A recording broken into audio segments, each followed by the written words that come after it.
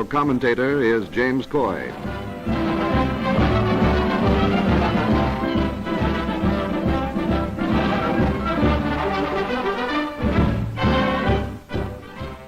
More than 8,000 miles from the American mainland lies Australia, destination of an endless caravan of United Nations ships, bringing troops, planes, and supplies to augment General MacArthur's fighting command. Convoys splash through the perilous Jap-infested waters, great armadas bringing to the land down under a massive flood of manpower and mechanized might to carry the war to the enemy. Constant vigilance is maintained against enemy surprise attacks. Gun practice is a daily order and duty.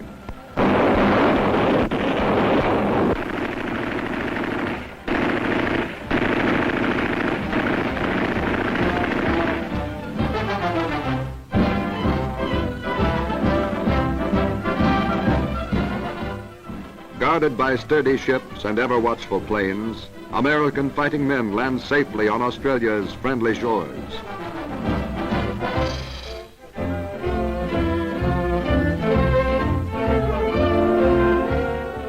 Buddies on sight, the Yank and the Aussie. Many of these well-trained and equipped soldiers never had seen the ocean before, but they have an important job to do and are eager to get it over with. Eager to fight under the command of their new military leader, General Douglas MacArthur, who spoke the immortal words, "I came through, I shall return." Where to? No one asks. Just all aboard and they're off.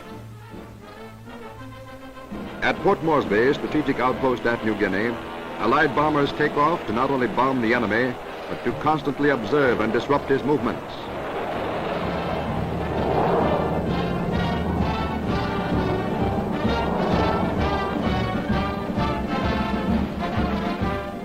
Here's a bomber returning without landing gear.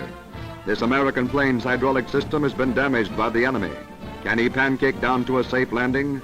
Watch the remarkable feat of this skillful Yankee pilot.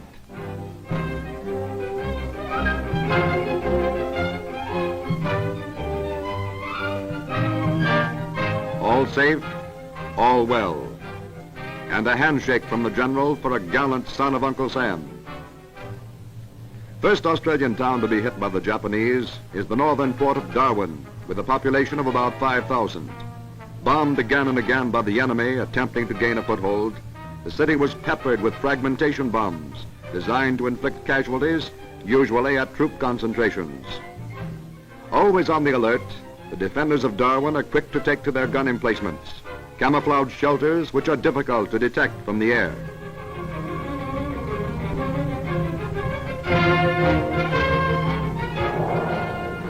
Above is the drone of enemy aircraft, which brings the anti-aircraft guns into instant action.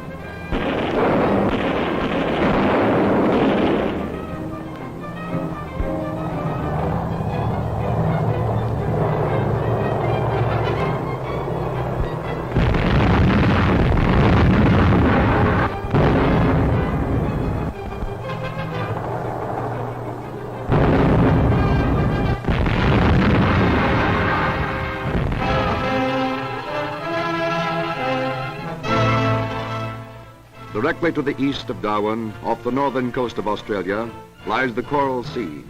It is here for the first time in this war that the American and Japanese navies come to grips in a major action. In the very center of the Coral Sea, the two task forces meet in mortal struggle.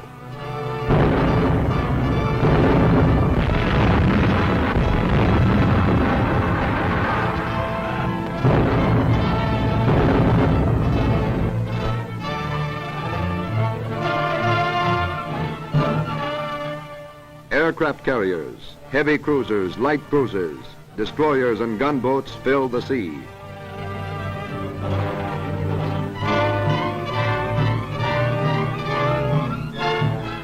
While airplanes drone their way into the skies.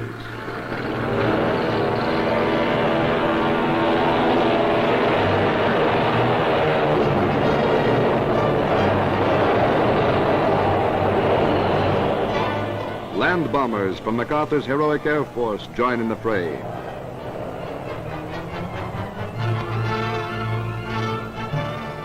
Below decks, Yankee pilots receive final instructions. each eager to take off, to meet the enemy shot for shot.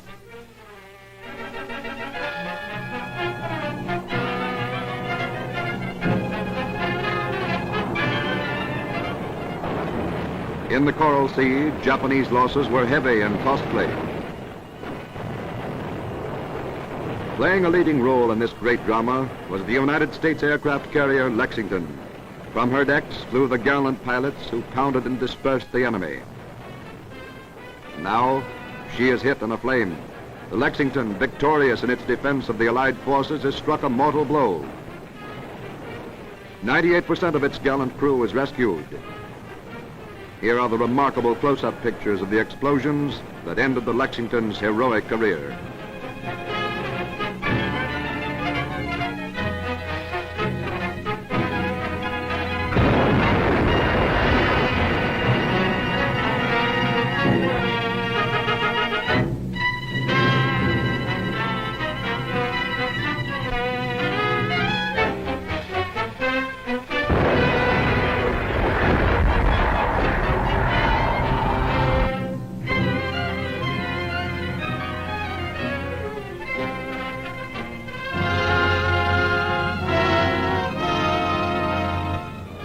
Hardly had the din of guns been hushed in the Coral Sea when the Battle of Midway blazed forth in all its mighty fury. Here the United States forces met and crushed a full Jap battle fleet. By sheer weight of numbers, the Japs hoped to overwhelm and conquer our mid-Pacific fighting forces. The Japs had carefully planned this sneak attack. They gambled all and lost. The Battle of Midway, the Japs hoped, would be their stepping stone to Pearl Harbor, Australia, Alaska, and eventually the United States mainland. Here the Japs received a mortal wound. Here our defenders were ready. First in the air were our Marine Corps fighters, then our Army flyers, and finally our fighting Navy, all working in complete unity and concentrating relentlessly and successfully upon the common enemy. The toll of enemy fighting power was decisive. 3 Japanese battleships, possibly 4 cruisers, 3 transports, and 1 destroyer were sunk. The loss of the Jap aircraft carriers was extremely heavy. 2 or 3 sunk and 2 badly damaged.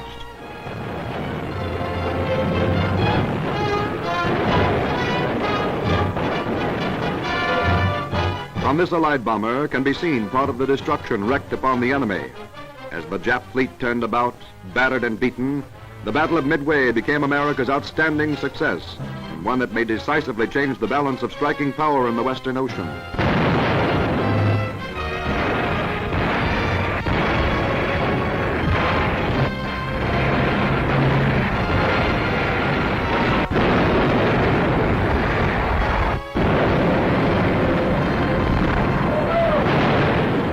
In the face of terrific anti-aircraft fire, Jap planes like this one swoop close, their suicide pilots knowing full well that their battle is ended. Although never within a day's sailing distance of each other, the battle carried on furiously for 5 full days. Aircraft action was paramount. The perfect teamwork at Midway between the commanders of our Army, Navy, and Marines struck the Japs a truly crippling and now historic blow.